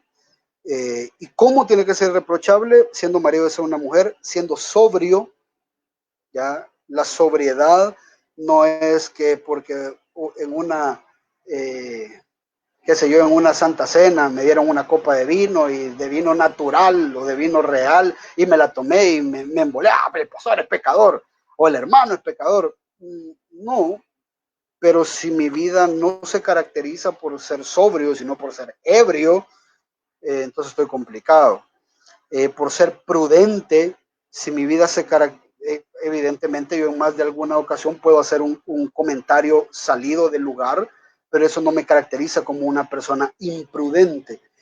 Pero si yo soy caracterizado como alguien imprudente, que me ando metiendo la pata en todo, complicado. Eh, Conducta decorosa, posiblemente en más de alguna ocasión, cuando me golpeo el dedo chiquito del pie, a mí se me sale una mala palabra, pero eso no me hace pecador empedernido, sino un pecador circunstancial, ¿ya? Hospitalario, apto para enseñar, no dado a la bebida, no pendenciero, amable, son características que son evidentes en el siervo de Dios. Entonces,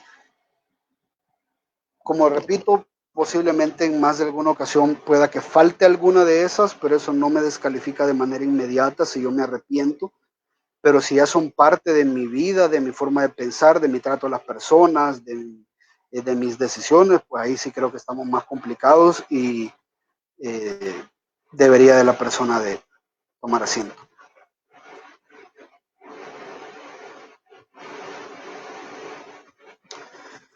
Bien, hermanos, creo que no sé si hay otra pregunta. Eh,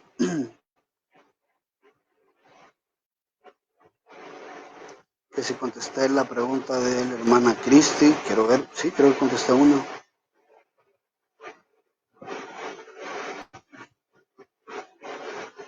Sí. Bien, hermanos, creo que eso sería todo entonces por hoy. Gracias por su tiempo.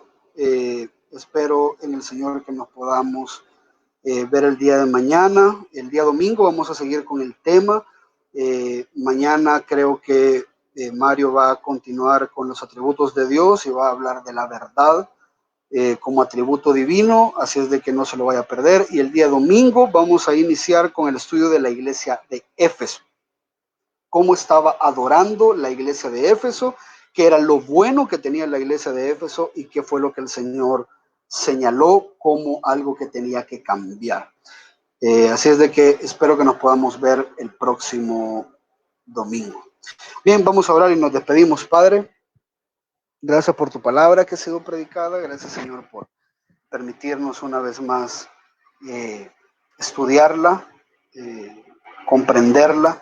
Ahora, Señor, te pedimos que nos ayudes a ponerla en práctica, que estampes en nuestra mente y en nuestro corazón esa figura, esa imagen del Cristo glorificado, esa imagen del Dios hombre en su gran majestad, en su gran gloria, en toda su gloria, en todo su esplendor, eh, descrito de esa manera, con sus ojos de fuego, con sus pies bruñidos como el bronce, con su lino blanco que intercede por nosotros, con sus ojos como de fuego, con su voz que retumba con autoridad, y con su pelo y su cabeza que son blancos, y su cara, Señor, que es resplandeciente como el sol. Bendice tu iglesia que está queriendo buscar la manera de adorarte, de perfeccionar su adoración, y lo hace, Señor, a través de las Escrituras. Eh, Trae arrepentimiento a nuestras vidas para que abandonemos esas obras y esas formas de adoración que no son agradables a ti. Bendícenos, danos una noche en descanso, en el nombre poderoso de Jesús. Amén y amén. Gracias, hermanos, Dios me los bendiga y nos vemos el día de mañana. Les amamos.